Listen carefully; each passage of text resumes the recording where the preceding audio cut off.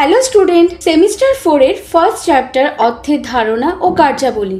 আজকের টপিক হলো অর্থের বিবর্তন। অর্থ কবে আবিষ্কৃত হয়েছিল তা নিশ্চিতভাবে বলা সম্ভব নয়। সুদূর অতীতকাল থেকেই বিনিময়ের মাধ্যম হিসেবে অর্থের প্রচলন এবং অর্থের আবিষ্কারকে মানব সভ্যতার প্রথম পদক্ষেপ হিসেবে চিহ্নিত করা হয়। ইতিহাসে বিভিন্ন স্তরে বিভিন্ন দ্রব্যকে বিনিময়ের মাধ্যম হিসেবে ব্যবহার করা হতো। কোনো দ্রব্যকে যদি বিনিময় মাধ্যম হিসেবে ব্যবহার করা হয় তবে তাকে দ্রব্য অর্থ বলা হয়। এক একটি দ্রব্য অর্থের ব্যবহার একটি বিশেষ এলাকায় সীমাবদ্ধ ছিল। কোন দ্রব্যটিকে অর্থ হিসাবে বেছে নেওয়া হবে তা অনেক কিছু বিষয়ের উপর নির্ভর করত, যেমন জনগোষ্ঠীর ভৌগোলিক অবস্থান, জলবায়ু, জনগোষ্ঠীর সংস্কৃতি, রাজনৈতিক উন্নয়নের স্তর প্রভৃতি। যে সকল জনগোষ্ঠী সমুদ্র নিকটবর্তী অঞ্চলে বসবাস করত তারা কড়ি বা শাককে বিনিময় মাধ্যম হিসেবে ব্যবহার করত। তেমনি অরণ্য প্রধান আফ্রিকায় হাতির দাঁত, বাঘের চামড়া, পাখির পালক ইত্যাদিকে অর্থের হিসেবে ব্যবহার করা হতো। আবার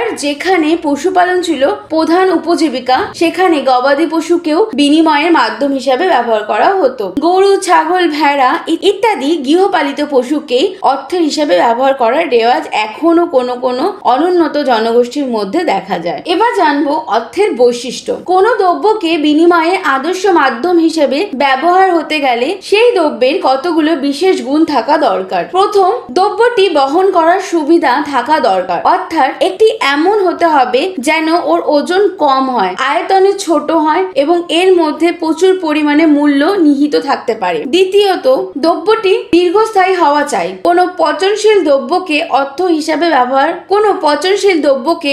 হিসাবে গ্রহণ করা যায় না। অর্থের মাধ্যমে ক্রয় শক্তি সঞ্চিত রাখা যায়। কোনো পচনশীল দ্রব্যকে অর্থ আকারে গ্রহণ করলে সেই ধরনের সঞ্চয় করা সম্ভব নয়। কোনো পচনশীল দ্রব্যকে অর্থের আকারে গ্রহণ করলে এই ধরনের সঞ্চয় করা সম্ভব নয়। তৃতীয়, এই দ্রব্যটি হস্তান্তর করার সময় যেন ক্ষয়প্রাপ্ত না হয় এবং বস্তুটি যেন সহজে বিভাজ্য হয়, এটিকে যেন ক্ষুদ্র ক্ষুদ্র অংশে বিভক্ত করা যায়। চতুর্থ, বিনিময় মাধ্যম এমন হওয়া দরকার যেন তার বিভিন্ন ইউনিট একই রকম হয়। বিনিময় মাধ্যমে এককগুলো একই জাতীয় না হলে সকলে তা গ্রহণ করতে চাইবে না, আদান প্রদানে বিঘ্ন হবে এবং বিলম্ব দেখা দেবে। পঞ্চত, বিনিময়ের মাধ্যমটি এমন হওয়া দরকার যেন একটি সহজেই লোকে চিনতে পারে এবং এটি যেন নকল করা বা জাল করা কঠিন হয়। ষষ্ঠত, যে দ্রব্যটি বিনিময় মাধ্যম হিসাবে গ্রহণ করা হবে সেই দ্রব্যটি যেন দুষ্প্রাপ্য হয় এবং এর মূল্যে যেন